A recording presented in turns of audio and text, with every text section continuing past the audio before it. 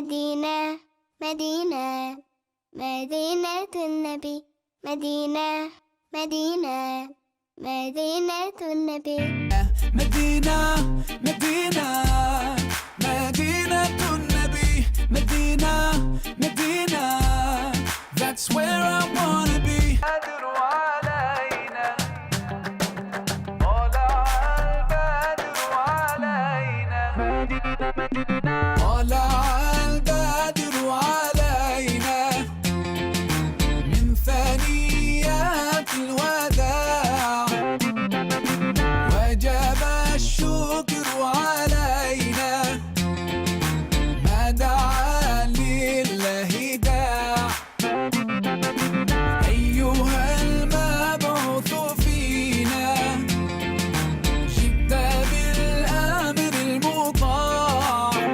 Assalamu alaikum viewers, welcome to yet another episode of the program Hajj Arena, where we discuss Hajj and Umrah matters with me, Rashida Yahaya, your regular host.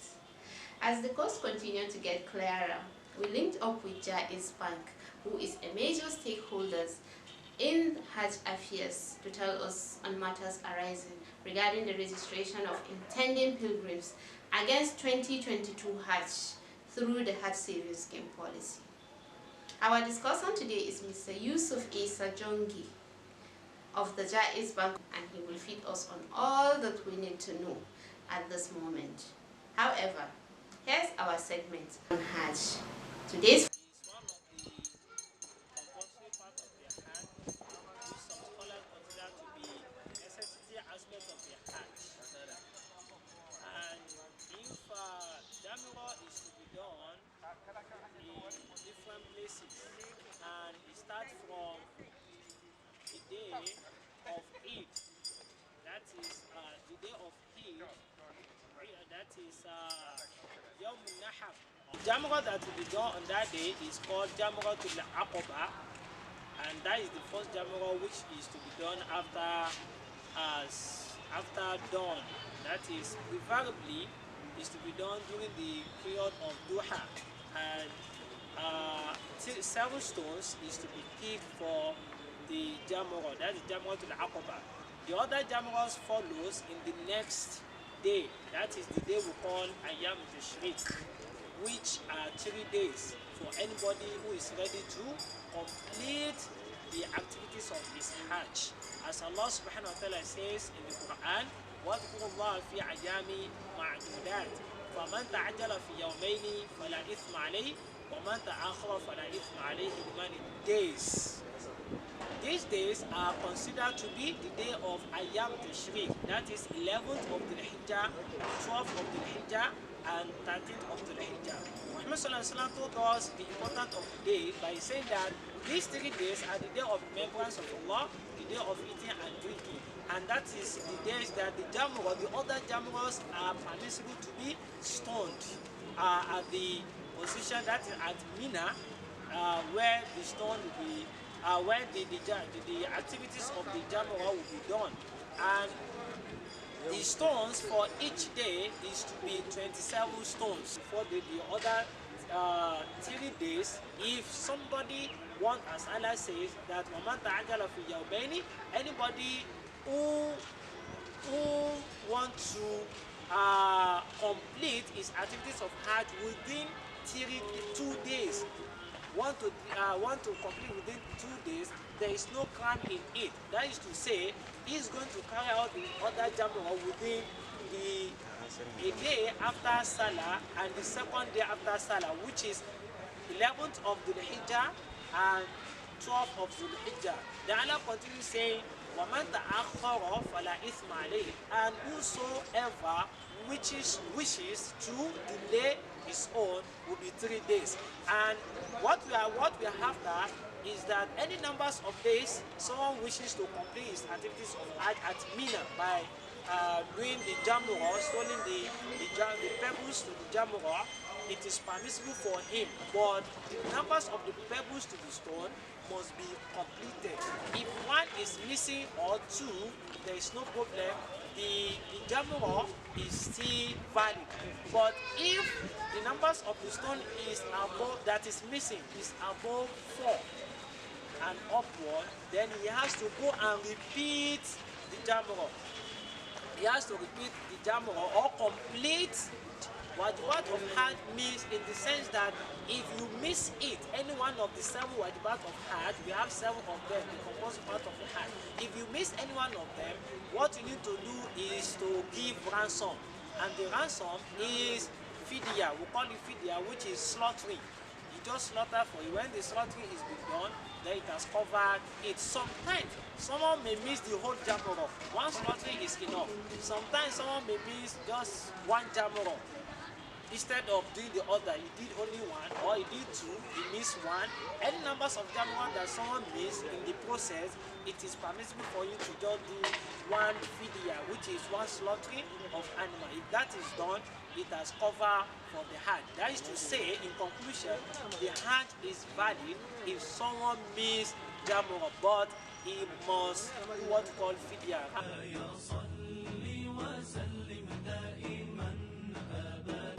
Well, yes, to some extent I would say yes, because there are a lot of people coming to make a lot of inquiries at the moment, and that's on individual basis, and then the states are coming in bulk. A particular state has enrolled a number of pilgrims in preparation for the Hajj. So yes, to some extent people are moving, are coming to make inquiries and are opening more accounts.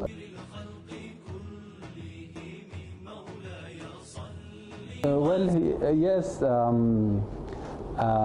may not be very specific, but I know before now the response has been, a little bit slow, because people were not certain of whether there will be Hajj or there won't be Hajj. But with the recent development,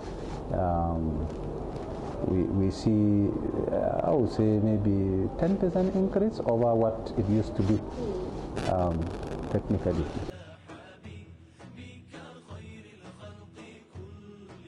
Okay, generally the Hajj savings scheme is a tripartite arrangement anchored by NACON in partnership with JAIZ Bank and then the State Pilgrims Welfare Board. The sharing arrangement is clearly spelled out in the MOU that was agreed between the bank and the other partners. So the sharing arrangement is 40-30-30. That's the arrangement, 40 for the pilgrim, because he's the principal here. So 40% is his own share of the profits, 30% to the bank, 30% to NACON and the State Pilgrims Welfare Board. Fair. At the moment, nobody can say exactly this is it. You can see that in the increase in the foreign exchange, the effects in the country. And that is one of the principal determinants of the Hajj seat, because most of the transactions are done in foreign exchange. So it will definitely depend on how much will eventually be the exchange rate in the country for the Hajj. If the government decides, which I think largely that's what we are seeing, it may go the market way, or government may decide to subsidize. So that cannot be predicted at the moment because of that singular activity. But definitely for those that have saved money over time in the bank, they will definitely have a reward and a higher profit over what they have saved. And that can be seen from their statement of accounts on month by month, because the profit is shared monthly. So it goes into your account and then it continuously adds to what you have in the account.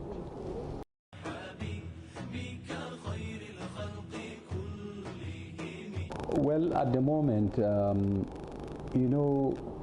Hadaya technically is more or less a voluntary activity, or it depends on some other factors during the Hajj, because a pilgrim may decide to say, I will not do Hadaya, for example.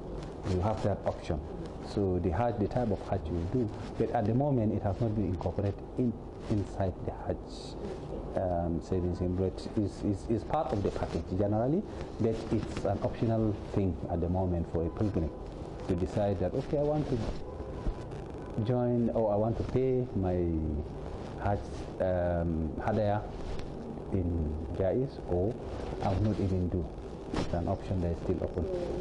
No, what I mean by the package is the same, is that it's not that the amount has already been completed. Just like we've said, the 1.5 is not yet the complete final amount. So you wouldn't know exactly whether HAJJ is part of that amount or it's not. It's not as if it's part of the 1.5 million. What I'm saying is that the HAJJ package, the HAJJ savings package, can check on even the HAJJ if the pilgrim decides to do that. But at the moment, it's not part of what has been, what is caught as the minimum amount that is incorrect. It's not part of that.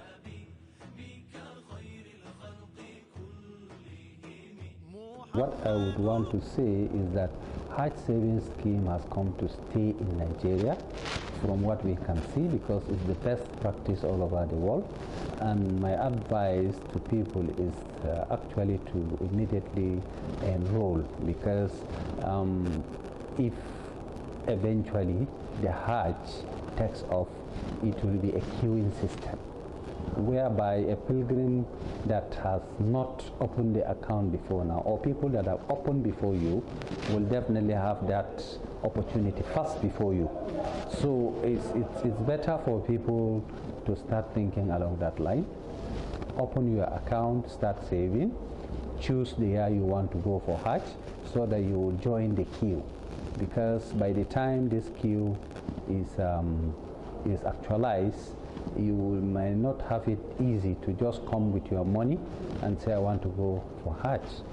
You have to wait for those that are already on the queue to be, taken care of first. Definitely, because we already have a lot of people that have subscribed to the HAJJ savings scheme. They are already on the queue as it is now. As far as HAJJ savings scheme is concerned, they are the first on the line for the HAJJ savings scheme. Although this is it depends on the regulators, NACON in this case, what quota they are going to allocate for the HAJJ savings scheme, or they will decide to throw it open for everybody. But I can assure you that all those that have paid through HAJJ savings will definitely be considered.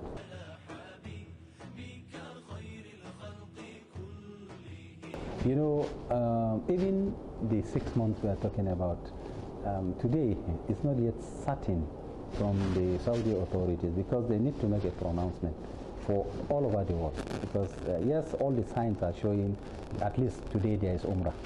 People are going, and then even the barricades around the Kaaba has been removed.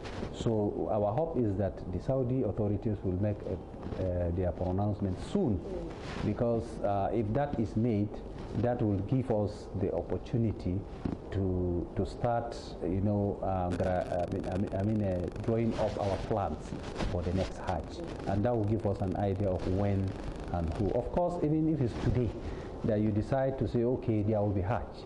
So HAJJ savings give us the names of the people that have qualified based on what they have chosen and what they have saved. It's already on the system. It's a very transparent system. You just go to the system, press a button, and then you draw up the plan and you throw out the list. So it's very easy to handle. It's just that at the moment you don't have that confirmation from Saudi Arabia that there will be HAJJ and how much people will go for the HAJJ. That is yet to be determined. I believe NACON will be in the best position to determine that. MashaAllah, I believe this information is an eye-opener as well as a more motivation to the intending pilgrims to key into the HAJJ savings scheme exercise so as not to be left out. Next is our quiz segment. Let's see how well you know about the Holy Land in case you are to travel today.